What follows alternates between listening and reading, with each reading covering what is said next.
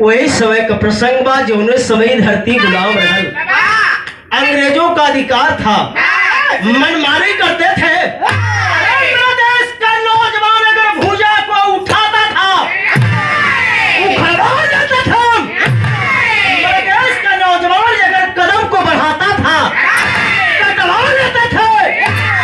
देश का नौजवान अगर सीना को फुलाता था, गोलियों से छलनी कर देते थे। लेकिन मेरे देश के नौजवान खामोश नहीं हुए, इनकलाब जिंदाबाद का नारा दिए। हम सर को नहीं झुकाएंगे, अपने देश को आजाद करेंगे। वही नौजवान का ललकार बा, मरने वाले का नहीं मिटता। ये गजल के लाइन वाले की विराम भाव मास्टर।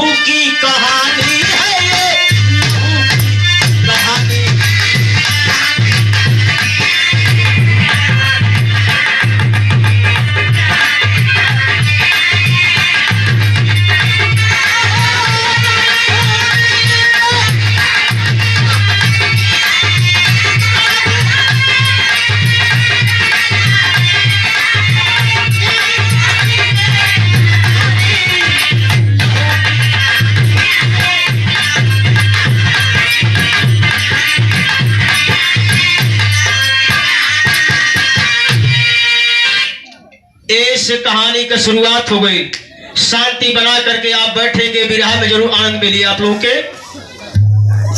प्रधान बाजय भीम जय भारत, इस कहानी की शुरुआत हो गई मास्टर।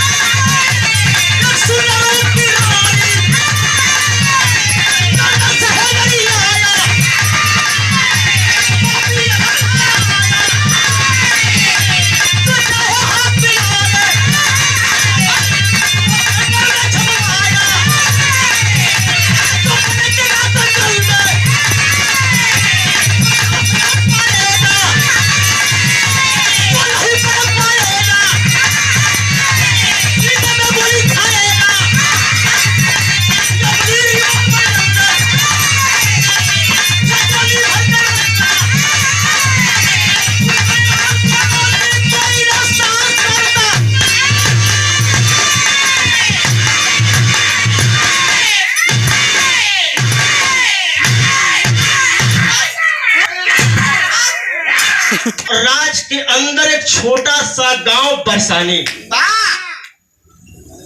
एक किसान का बेटा, गरीब किसान का बेटा, जो बेटवा का नाम बाबूजी रज्जू रखलन।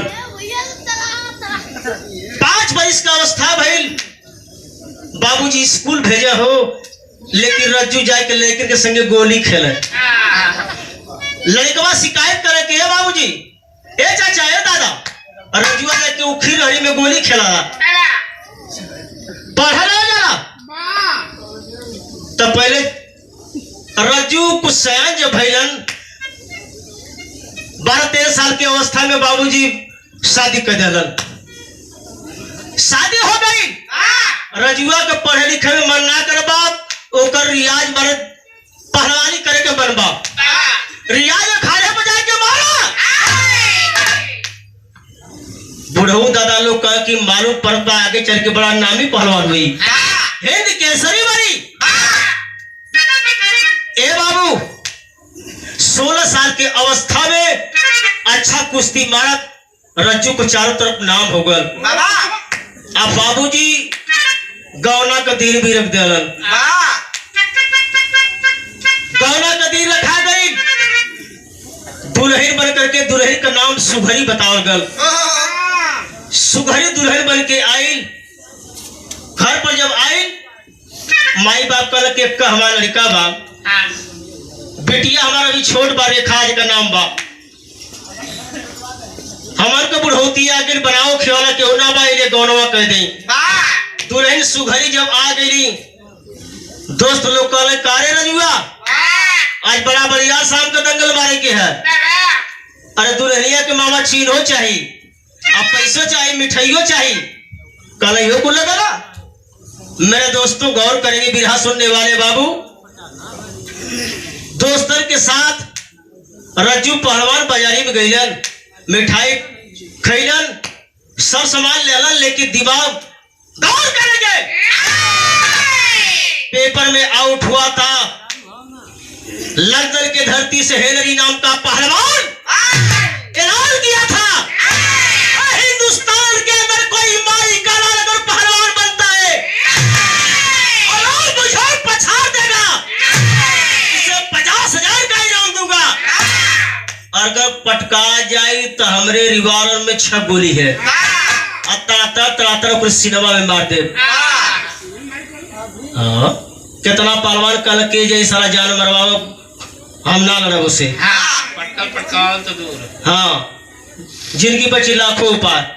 मेरे दोस्तों रज्जू पहलवान जो बेतनी बतिया सुनने का कि क्या मेरे देश के अंदर कोई पहलवान लड़ने वाला नहीं है, मैं लड़ूंगा। दोस्तन पढ़ लिखल ना रहा, बतौला लोग दोस्तन से संग छोड़ करके दिमाग में बात राउंड कर लगल, कल ही दंगल है, उस हेनरी पहलवान से मैं लड़ूंगा। के जा मिठाई ले आवे, आ के जा चिन्हा, चुपचाप घरे चलेलन। धीरे धीरे शाम भइल, रात भइल, मनवा में रज्जू पहलवान सोचे थोड़े गीत लग गई।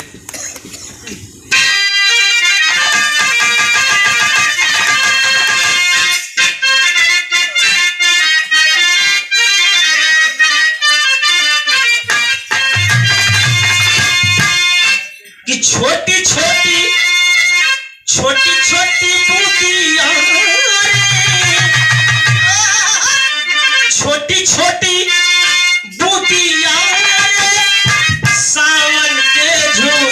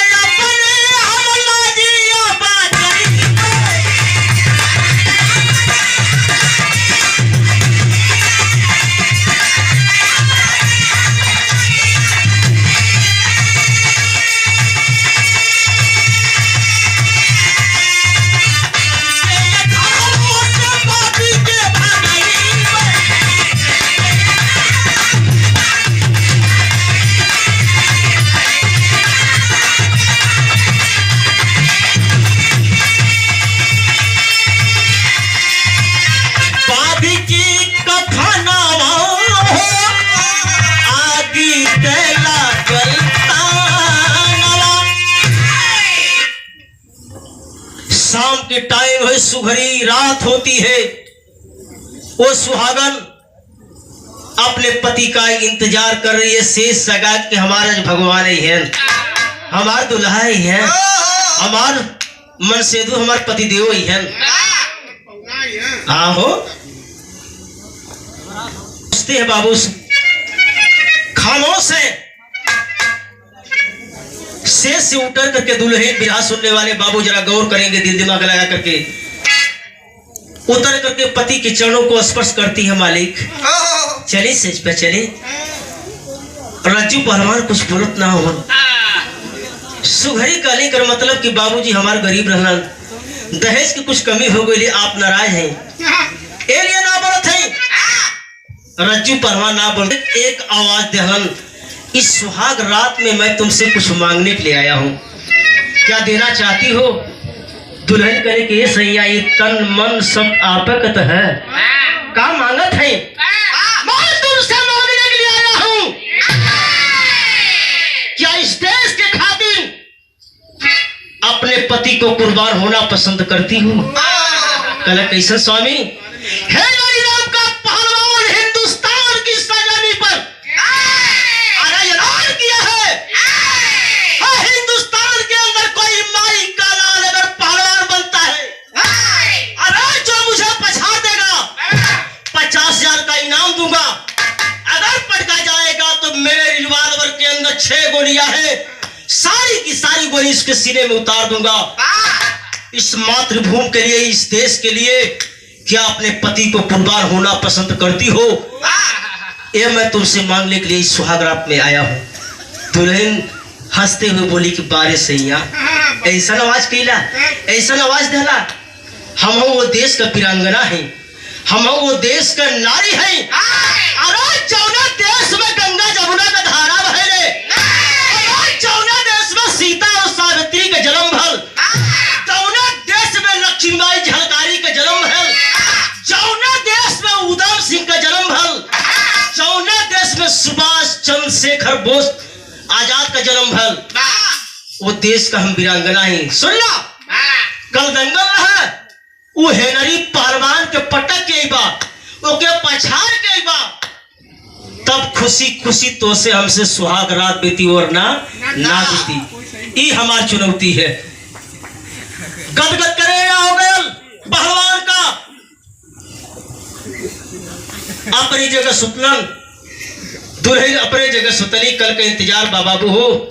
सवेर जब भयल दुल्हन आरती सजा करके, अंगुरिया चीर के, माथे पर तिलक लगा करके अपने सैया पहलवान के विदा करते। बीरस का भाव मास्टर।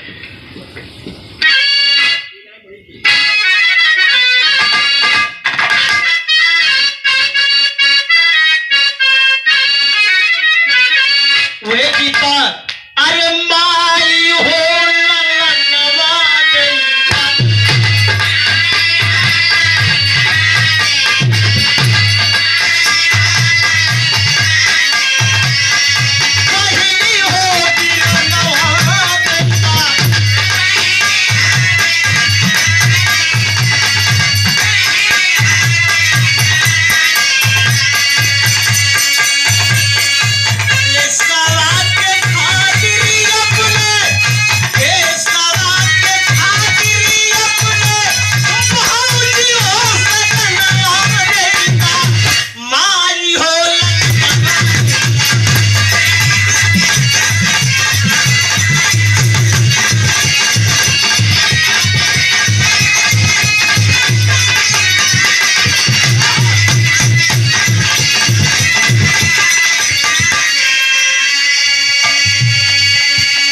₹21 का पुरस्कार साहब भारत में मुद्दा करते हैं।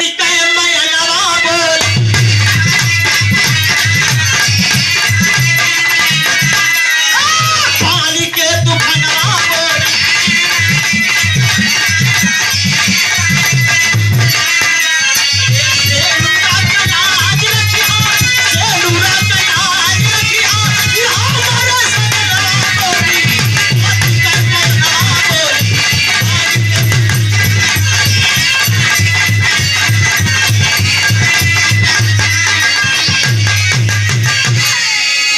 स्वामी हिंदुस्तान का गौरव तुम्हारे हाथ में है मालिक। जा वो कमीना के